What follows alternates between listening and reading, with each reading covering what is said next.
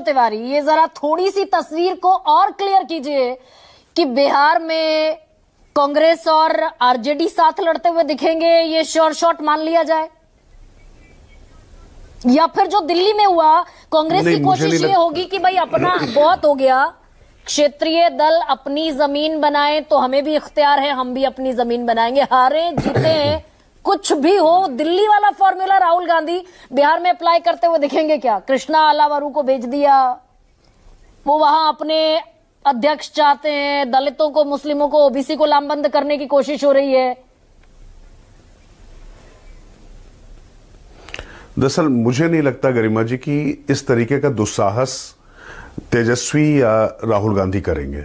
उनको भी जन्नत की हकीकत पता है मुझे, और इनको जाना साथ ही पड़ेगा, चाहे एक दूसरे पर अपनी श्रेष्ठता, सर्वोच्चता साबित करने के लिए, और जो है ये जो स्नायु तंत्र की ये जो लड़ाई होती है, इसमें एक दूसरे पर भारी पड़ने की कोशिश जरूर करेंगे, लेकिन जाना उनको साथ ही पड़ेगा। अब ये कौन कितने घटे दर पर जाता है, कौन बढ़ी दर पर आता है, असली लड़ाई इस बात की है। अच्छा, इसमें एक जो बात लगातार चलती चली आ रही कि आखिर ये नेतृत्व किसके हाथ में होना चाहिए, क्या होना चाहिए। पहली बात तो ये समझनी पड़ेगी कि जब भी कोई गठबंधन बनता है तो सिर्फ अगर उसको चुनाव केंद्रित या चुनाव तक आप सीमित रखेंगे, चुनाव जीतना ही राजनीति में सबसे महत्वपूर्ण होता है, उसी के हिसाब से आपकी हैसियत का आकलन होता है, लेकिन इंडी ब्लॉक की आप कितनी बैठक कर रहे हैं, किस तरीके से वहां पर संयोजक है, कौन वहां पर चेयरपर्सन है, और तो और जानने दीजिए गरिमा जी, अभी बहुत अच्छी बात उठ रही थी कि आखिर कांग्रेस क्यों वहां पर नैसर्गिक है और क्यों होना चाहिए। लेकिन यहां पर सबसे बड़ा सवाल तो यह ना कि कांग्रेस अपने सहयोगियों को तो बाद में जोड़े, पहले जो कांग्रेस के अंदर लोग हैं उन पर तो भरोसा करना सीखे। शशि थरूर असंतुष्ट नजर आ रहे हैं, देवेंद्र यादव चुनाव लड़ते हैं, दिल्ली में पूरी जान लगाते हैं, देरी शीर्ष नेतृत्व की तरफ से होती है, लेकिन उनको भी आप हटा देते हैं। हिमाचल में भी प्रभारी बदल दिया जाता है, ये पार्टी संगठन में फेरबदल सब चीजें होती रहती हैं। लेकिन यहां सबसे बड़ा प्रश्न यह है कि आप आखिर सही व्यक्ति का चयन कर पाते हैं, उस बात के लिए नहीं कर पाते हैं। अब तेजस्वी यादव या अखिलेश यादव भले ही परिवारवाद की परंपरा से आए हों, लेकिन उन्होंने समय समय पर अपने आप को साबित किया है। अब अगर आप प्रदर्शन के आधार पर देवेंद्र यादव को हटा रहे हैं तो फिर राहुल गांधी के हाथ में क्यों पूरी तरीके से सत्ता रहनी चाहिए? प्रश्न यहां पर यह भी आएगा ना। और एक चीज देखिए, मुझे लगता है राहुल गांधी को कहीं बाहर जाने की जरूरत नहीं है, अपनी मां सोनिया गांधी से ही सीखने की आवश्यकता है। जिस समय 2004 में अटल बिहारी वाजपेयी की सरकार होती थी और माना जा रहा था कि वाजपेयी जी को तो वॉक ओवर है, काफी वरिष्ठ पत्रकार इस पैनल में बैठे हुए, उन लोगों ने मुझसे और ज्यादा बेहतर तरीके से इसको देखा हुआ है। लेकिन सोनिया गांधी रामविलास पासवान के पास भी जाती हैं, तमाम दूसरे लोगों के पास भी जाती हैं और मिलकर एक गठबंधन बनाती है, एक असंभव को संभव कराती। बहुत मजाक उड़ाया जाता है, विदेशी मूल का मुद्दा उस समय बिल्कुल अपने चरम पर था।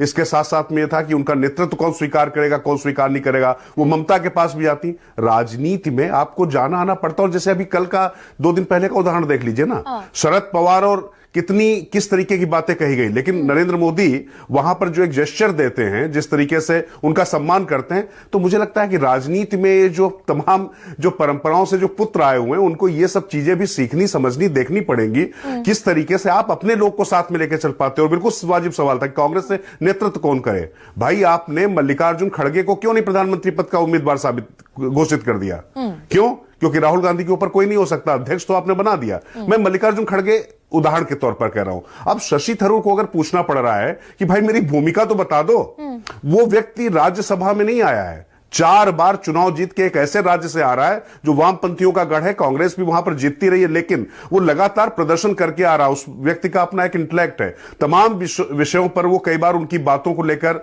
अलग तरीके की चीजें की जाती हैं। पर आप क्या उसके मुकाबले कोई नेता नजर आता है आपको? राजकिशोर जी, हम तो इंटरनल डेमोक्रेसी में चले गए। इंटरनल डेमोक्रेसी का तो पार्टियों में जितना बुरा हाल है वो सब जानते हैं। जितनी बुरी इंटरनल डेमोक्रेसी कांग्रेस की, उतनी ही आप सिलसिलेवार तरीके से देखेंगे इंटरनल डेमोक्रेसी कुछ ज्यादा है। नहीं, इंटरनल डेमोक्रेसी तो किसी पार्टी में नहीं है, ये तो मैं घोषित तौर पर कह रही हूं। लेकिन अब आपसे ये सवाल मैं पूछ रही हूं, भाई बिहार में मिलकर चुनाव लड़ लिए, फर्ज कीजिए बिहार में मिलकर चुनाव लड़ने के बाद ये जो गठबंधन के लीडरशिप का सवाल है, ये उतना ही बड़ा और कड़ा सवाल रहेगा या इसमें कुछ तब्दीली आती दिखेगी? कौन करेगा इंडिया गठबंधन का नेतृत्व?